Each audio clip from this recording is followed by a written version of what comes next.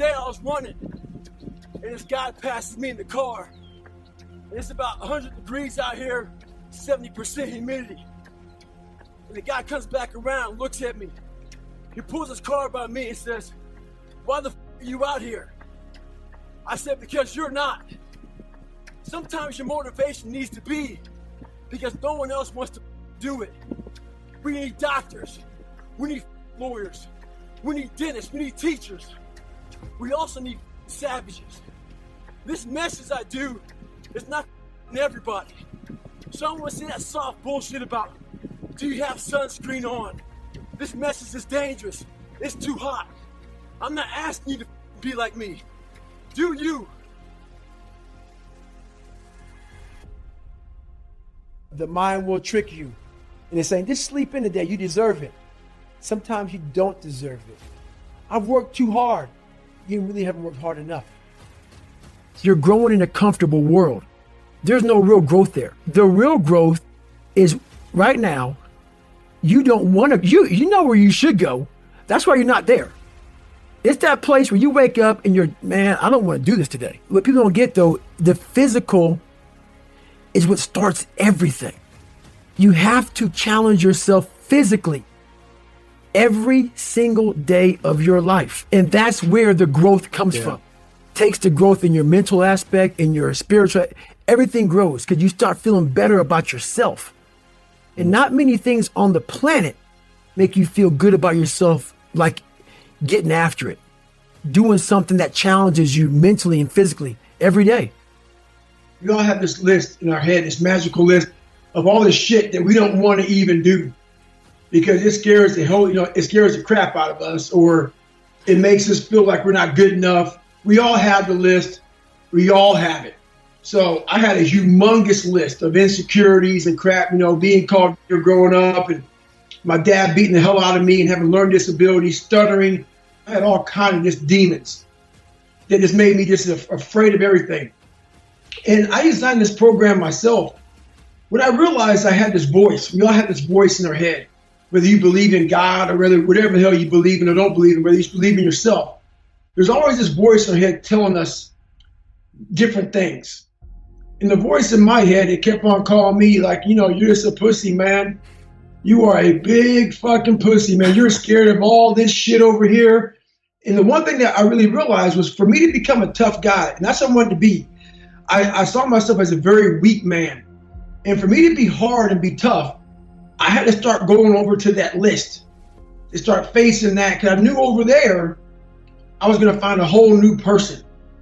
Because if I kept on doing the things that made me feel comfortable, I was going to continue being that same person I always was, the lying, insecure, fearful person living this nice, comfortable life of mine.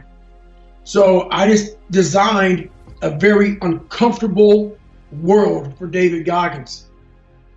Started with very small goals. It wasn't like I went out there and, I started out real big, and I realized that the big goals were just crushing me, because they weren't happening fast enough. And I had to start making big things very small. And I had to take a lot of pride and a lot of satisfaction from the fact that, I had to lose 106 pounds in like less than 3 months, which was an impossible task for anybody to do. So instead of looking at 106 pounds, man, I was happy to lose a pound. I was happy to run a quarter mile, because you know how it is as a power lifter, man, you're not running anywhere. For me, when I was a power lifter, man, I was so crazy about calorie content and losing calories that I hated even walking to the refrigerator. I didn't want to lose any calories, because I knew losing calories meant losing strength. So I was a freak about all that stuff, man. So I had to totally flip my mindset about all that stuff and just find very small goals and start achieving them, being proud of myself through those small goals that I accomplished. I found great power in facing my fears. And by doing that, it gave me such confidence to stand in front of a lot of people, because I now know what a lot of us are going through, so much shit. But I had the guts to face it. I had the guts to tell people how messed up I am, how messed up I was, the struggles I'm going through. Very few people have that in them to do that on a public platform. And that gives you a lot of confidence. When you finally get to the point when you really mean, I don't give a fuck what you think about me, there's a lot of power in the fact that you can stand up in front of people and look at them, and if you mess up or if you whatever, if you start stuttering, you don't care. And to have that kind of mindset, I'm finally there now through facing myself. So yeah, all those things I don't fear too much anymore, man. And if I do, I attack it. We all talk about time.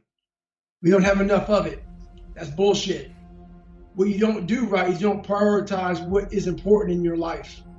And for me training and the things that I do on a daily basis, that's how I start to build my armor. My mental armor starts to get built up by doing these things that are uncomfortable for me. So I still hate running. You know, I was a big guy twice in my life because I like to gravitate towards the heavy lifting and also big time eating. I love to eat. I love to lift. So running is very uncomfortable for me. So I do that every single morning. Every time I get up, I will get it in no matter what happens during the day. I will put off meetings. I will put off whatever. I will escape. I will miss a meal. I will do whatever it takes to get that exercise in. People out there will think I'm not happy. And I am happy because this is my lifestyle. This is what I want to do. But trying to find your best self, you become unbalanced.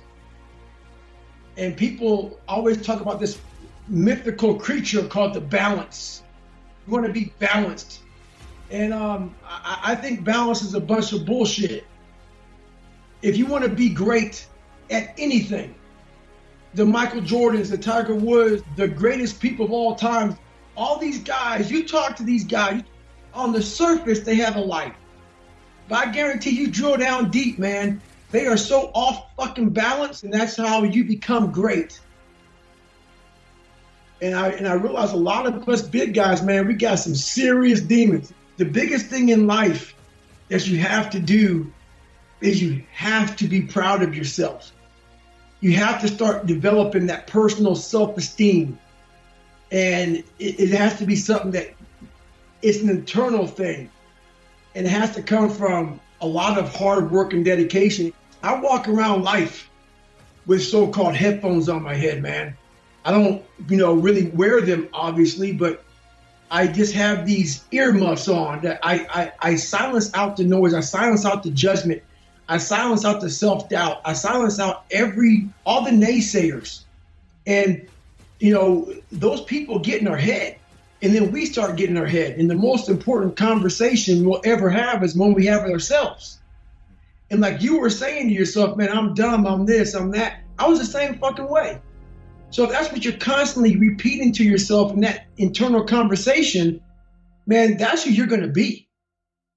And my biggest thing for these people who are out here is, honestly, man, you have to start callousing over that victim's mentality. You have to start building this mental armor that no matter what anybody said, that you can be in a room full of 1 million people and all million can be like against you and calling you names and whatever. And you be like this, you know what? Roger that. You can go fuck yourself, man. 'Cause I know exactly where I'm going. I know exactly what I'm doing. And that's the kind of self-esteem you have to build in yourself, man, in this kind of society today, because it's tough. It's tough out here nowadays.